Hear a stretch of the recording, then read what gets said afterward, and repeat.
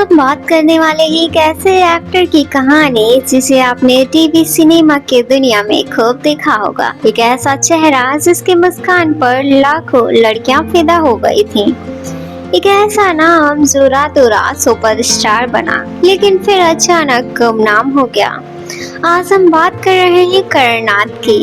ये एक सिर्फ एक एक्टर की कहानी नहीं है बल्कि एक बेटे की, एक पोते की और एक ऐसे कलाकार की दास्तान है जिसने फिल्मी विरासत में जन्म लिया लेकिन फिल्मी दुनिया ने उसे पूरी तरीके से नहीं अपनाया। नमस्कार दोस्तों, देसी दिलवाले में आपका स्वागत है। आज हम आपके लिए लेकर आए हैं एक नई बॉलीवुड कहानी। करण नाथ का जन्म 24 मई 1983 को मुंबई में हुआ। उनका जन्म किसी आम परिवार में नहीं बल्कि बॉलीवुड की जड़ों में हुआ था। उनके पिता राकेश नाथ एक मशहूर फिल्म निर्माता थे जिन्होंने न सिर्फ फिल्में बनाई बल्कि माधुरी दीक्षित जैसी एक्ट्रेस का कैरियर भी संभाला। माँ रीमा राकेश नाथ एक फेमस स्क्रिप्ट राइटर हैं जिन्होंने साजन जैसी क्लासिक फिल्में लिखी। दादा डी.के. चपड़ू हिंदी सिनेमा के वो महान कलाकार जिन्होंने 300 से भी अधिक फिल्मों में काम किया जैसे पाकीज़ा, साहिब बीबी और गुलाम और हीर रांझा। करण का बचपन फिल्मी सेट्स और कैमरे और चमकती लाइमलाइट के बीच बीता, लेकिन इस चमक के पीछे एक गहरी छाया थी जो आने वाले वक्त में करण के करियर को निगलने वाली थी। करण ने बहुत कम उम्र में ही कैमरे का सामना किया। साल था 1987। मिस्टर इंडिया जैसी आइकॉनिक फिल्म में उन्होंने बतौर चाइल्ड एक्ट्रेस काम किया। बहुत कम लोग जानते हैं कि उस समय करण महज 4 साल के थे, लेकिन एक्टिंग जैसे उनके खून में ही थी। वो बोलते नहीं थे, उनका चेहरा बोलता था।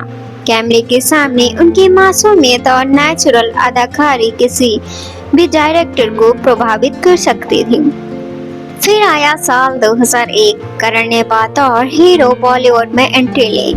फिल्म थी पागलपन। फिल्म में उनके साथ थी आरती अग्रवाल।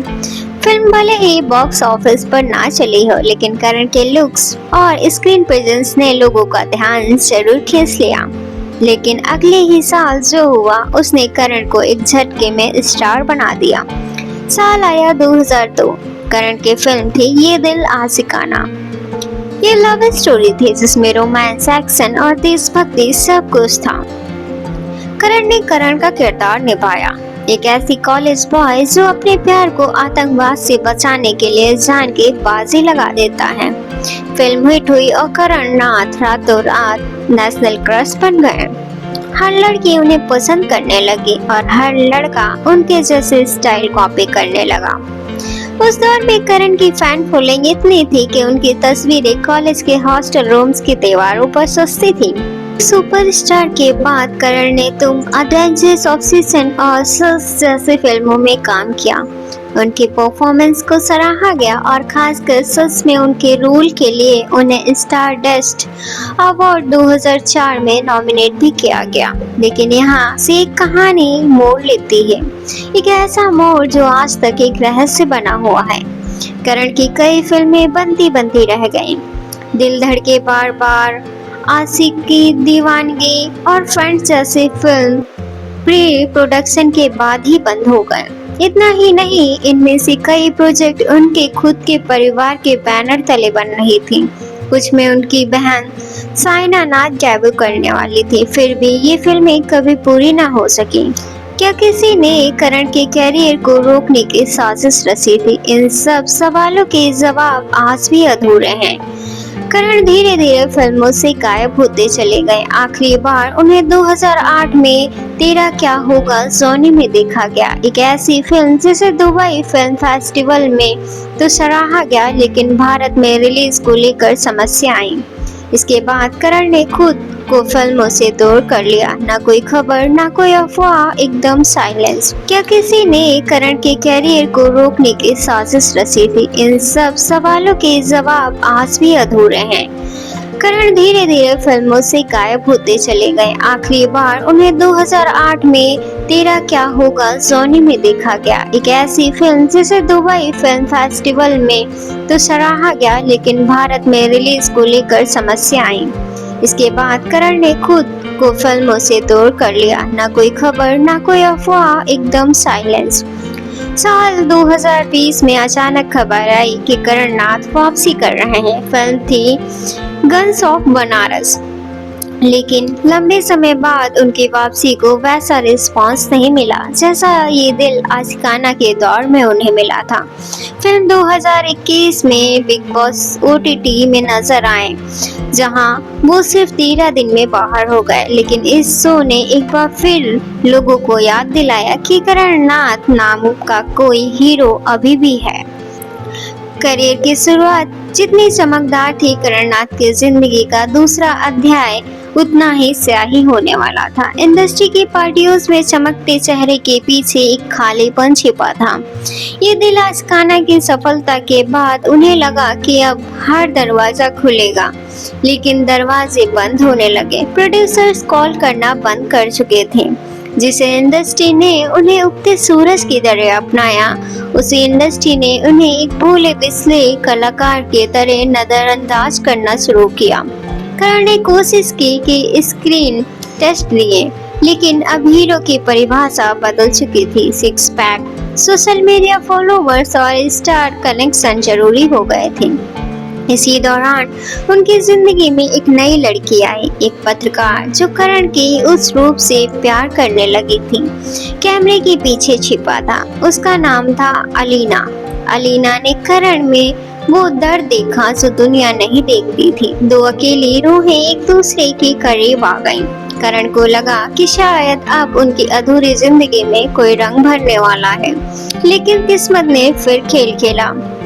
करण ने अलीना को अपने संघर्षों के बारे में बताया कि कैसे उन्हें फिल्में लेना बंद हो गई, कैसे पिता के नाम के बावजूद उन्हें पहचान के लिए तरसना पड़ा, और कैसे वो एक बार फिर उठे और खड़े होना चाहते थे। लेकिन अलीना उनके साथ देने वाला वादा किया, लेकिन उसकी अपनी दुनिया थी, करियर थे और सपने थे। मीडिया की नौकरी ने उसे कई बार नैतिक द्वंद में डाला। एक तरफ उसका प्यार था और दूसरी तरफ उसकी प्रोफेशनल जिम्मेदारियां। एक दिन एक वेबसाइट ने करण पर एक गलत खबर छाप दी, जिसमें कहा गया कि उन्होंने अलीना की मदद से मीडिया में अपनी छवि चमकाने की कोशिश की है। ये बात करण को अंदर तक तोड़ गई। उन्हें लगा कि प्यार में अब इमेज बिल्डिंग का हिस्सा बन गया है। अलीना ने सफाई दी और बहुत समझाया, लेकिन करण का टूटा हुआ विश्वास किसी भरोसे को स्वीकार करने के लिए तैयार नहीं था, और फिर दोनों चुपचाप अलग हो गए। कोई लड़ाई नहीं, कोई आरोप नहीं, बस एक खामोशी जो आज भी दोनों के दिलों में गूंजती है। इसके बाद करण ने खुद को पूरी तरीके से अकेलेपन में डुबो दिया। इंस्टाग्राम पर उनकी पोस्ट कम होती चली गई। कैमरे से वो कतराने लगे। जो चेहरा कभी सिनेमा की उम्मीद थी, अब वो गुमनामी के धुन में खो गया। पर ये कहानी यही खत्म नहीं हुई। करण नाथ की अधूरी कहानी जरूर है, लेकिन अधूरेपन में एक अलग का जादू भी है, क्योंकि जब जिंदगी किसी को तोड़ती है तो वहीं से उनकी आत्मा असली रंग उभरता है। करण नाथ के जीवन की कहानी जैसे जैसे आगे बढ़ती गई, रहस्यों की परतें और गहराती चली गई। एक वक्त था जब हर फिल्मी मैगजीन्स करण की तस्वीरें छापती थीं। उनकी आंखों में चमक थी, सपनों में एक दुनिया बसी थी। लेकिन एक समय ऐसा आया जब शोहरत की रोशनी धुंधली पड़ने लगी। सिनेमा के पोस्टर से उनका नाम गायब होता चला गया।